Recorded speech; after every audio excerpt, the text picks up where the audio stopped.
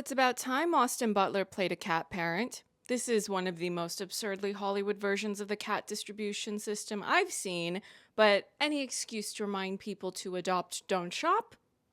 I'm here. I've got to fly back to London. I need you to take care of my cat. I like cats.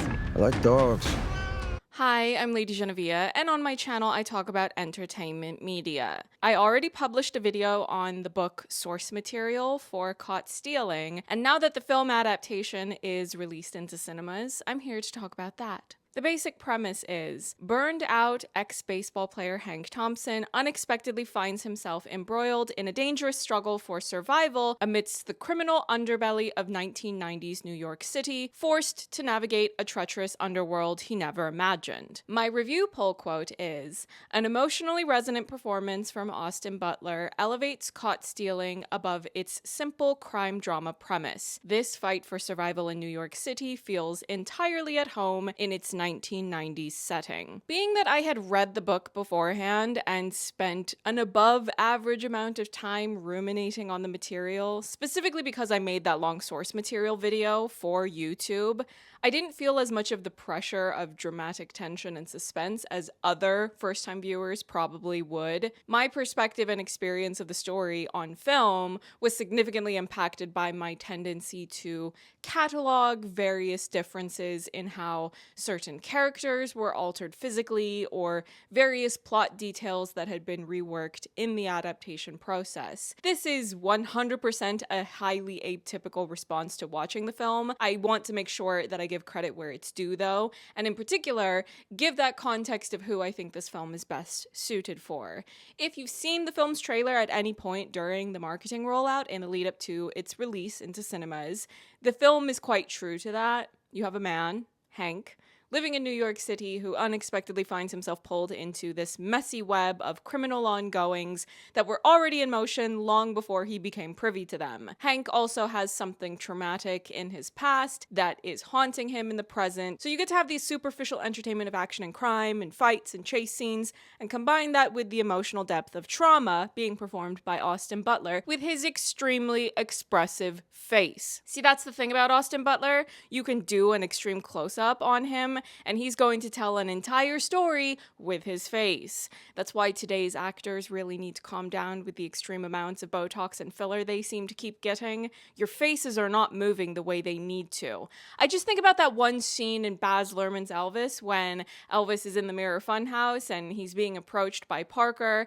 and his face does so much in a small moment. Now, similar to the book, which is told entirely from the perspective of Hank, more or less the entire Caught Stealing film stays with Hank, and Austin Butler delivers absolutely every bit of the emotional highs and lows, and the physicality of running around the city and being pulled into these action sequences, and all of this is done at a high standard. The story is set in the 1990s, and in many ways, the simplicity of the narrative and the more gritty, unglamorous qualities of how the setting and circumstances are presented feel very reminiscent of crime dramas you would see in a lot more of Hollywood films from the 1980s and 1990s. It doesn't have that glossy sheen of a lot of action films of the last decade or so. If the trailer, premise, and any of its main performers were enough to pique your interest, I would definitely say to go support Caught Stealing at the cinema. In addition to Austin Butler, you have Regina King, Matt Smith, Zoë Kravitz, Bad Bunny, Vincent D'Onofrio, just to name a few. But it really is ultimately Austin Butler's movie, first and foremost. It's just like the book in that regard. So if your only interest is in one of the other performers, just keep in mind that everyone else is kind of in a revolving door where they're coming in and out of everything that is going on surrounding Hank. I do want to eventually get into some more of the plot spoilers, but I will first share a few of the more superficial differences from book to screen, some of which I had already went over in my book video. Detective Roman is a male character in the book, but in the film, that character is played by Regina King. It's a perfectly reasonable casting choice because it's Regina King. Why wouldn't you want her to be in your movie? This character, Roman, is more so defined by their occupation and other things in their personality that are not gender specific, so it's perfectly fine to make that swap, especially when you're doing it for Regina King. I don't remember if I had this suspicion or not since my Caught Stealing book video was made several videos ago, but Bad Bunny's character is actually the film's version of Red, Red is a character in the book who is one of the criminals that is involved in the ongoing mayhem that Hank ends up being pulled into. Now, Red in the book was Asian, and I don't actually remember what kind of Asian he was, if it was specified. Maybe he was Filipino or Chinese, but the name Red came from an extremely vibrant shade of red, which he had dyed his hair. Now, in my mind, I was envisioning a much more colorful, more red version of the Rufio hairstyle in Hook.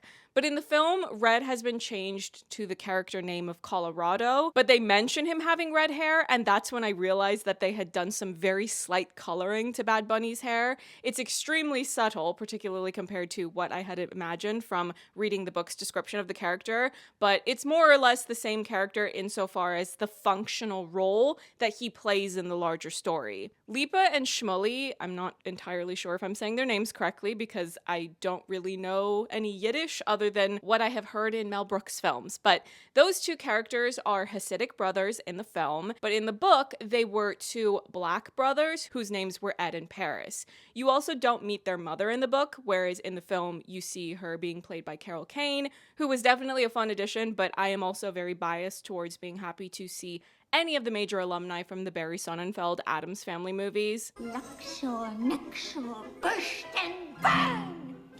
What is she doing? Just a goose. Have a nice day. Hank's neighbor Russ was not British in the book. In the book, Russ is going to another part of New York. I believe it was Rochester, whereas in the film, he's English and he needs to fly back to London. This was actually something I had theorized in my discussion of the book, but essentially I had made the point in that video that various miscellaneous things could be altered in the film adaptation, but the end result could be largely the same in regards to the conflict and strife for the story's protagonist. And this was exactly how the film turned out. If you read the book and then watch the film, or the other way around, you can definitely find many differences between the two if you were to just list them all out individually. But overall, the story and journey, it's the same. I think that Austin Butler specifically is a major reason why it was much easier to emotionally connect to Hank as the protagonist because of the way that he expresses emotions in character. In the book, I was a bit less sympathetic to him, just comparatively speaking. Now I want to get into more of the spoilers, and more or less all of this is going to focus on talking about some of the differences between the book and the film. I don't do every review this way, but considering that a fair bit of what was coming to mind while I was watching the film was my cataloging of various differences between the source material and adaptation, I figured that I might as well talk about that. If you are someone that's watching multiple reviews of the film, I don't actually know how many people who do film reviews are talking about those differences because I don't know how popular of a book this was beforehand and how many film reviewers took the time to read the book. One of the issues I had with the book was the needless slurs, but they got rid of those for the film. By far the number one thing I disliked about the book, though, was that long sequence of torturing the cat. It was so horrific that it really just made me want to throw the book across the room, which I did not do because it was borrowed from the library, so I needed to be considerate of my fellow readers who might want to borrow that book at some point after I did. They did not do that in the film, though. They did have Hank wake up the morning after he had been really drunk and the criminals were in his apartment, and they verbally tell him that while he was passed out, one of them had kicked Bud, but you don't actually see that. You don't actually have to distress the cat that was working on this film to play the character, so that was a much more preferable way of going about that. Initially, I was going, well, if you had enough sense to remove the horrific torture from the book, why didn't you just get rid of any and all mistreatment of the cat? But the plot has Bud leaving this encounter with an injured leg, so you do see that he has one of his paws wrapped, and they end up using that near the end of the story, where Hank had broken off part of the key, the slim part that actually does the unlocking, and he hid that underneath the wrap around Bud's paw. And this is one of multiple examples where there might be something that I don't entirely love for this or that reason, but the story eventually justifies that choice if you just follow it all the way to the end. Another example of that was Yvonne was smoking a lot, and I just have a very strong personal bias against smoking. This isn't about scolding strangers for their life choices, but it's more so a lot of anger towards big tobacco as a corporate industry that goes out of its way to put so much money into advertising, including in our entertainment media. There's a long history of them doing this, by the way, to try to make smoking look cool. Smoking numbers had been going down, I'm pretty sure, and then they did some rebranding, and now all of a sudden everyone is obsessed with vaping, as if that's any better. Ugh. So anytime I see a fictional character smoking, especially in new films, my first reflex is always to be annoyed and disgusted, and then I will ask the question, is this necessary for the plot? And only occasionally does it actually end up being necessary for the plot. In The Residence, which was a Netflix limited series, there was a suspect who smoked, and their lipstick being found on a cigarette butt outside was part of the detective figuring out who to speak with and what questions to ask. In Caught Stealing, Yvonne smoking is part of the plot because she has a very distinct lighter, which resembles a very small handgun. And when one of the Hasidic brothers, Lipa, reveals that he has Yvonne's lighter in his possession, that is how Hank realized who it was that killed her.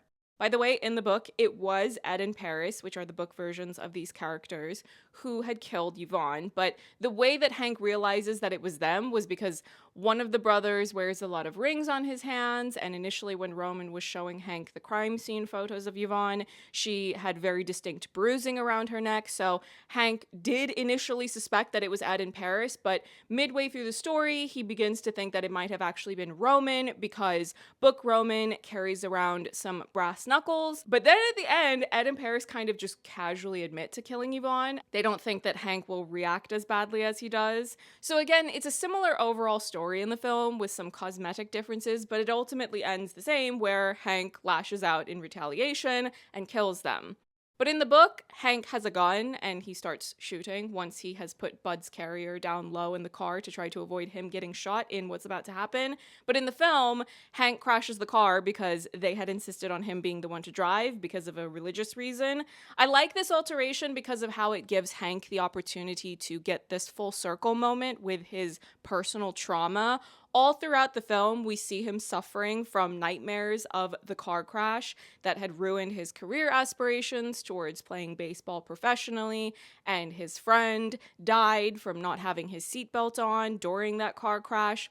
A quick side tangent though, why does Hollywood insist on doing that weird Facetune looking filter as their attempt at de-aging characters? It doesn't make them look younger, it just looks weird. Just style the actor differently, put some makeup on them, and put the text on the screen of when this part is happening, and trust the audience to follow that this is a flashback happening. You're burning money in your budget with these de-aging VFX that aren't even convincing. But anyway, the car crash, narratively speaking, it was an excellent choice and alteration in the adaptation process. Emotionally speaking, though, it still stressed me out more than it probably needed to watch him crash directly into a pole. And all he did to protect Bud was pull his carrier onto his lap. The very notion of a cat being in a car that crashes like that, the noise, the shock to their system, I just hated watching everything about that. Overall, though, it was a well-executed adaptation. It removed the worst parts of the book, and any fan of this type of action-packed drama with an emotionally traumatized man-on-the-run protagonist should have a good time with it.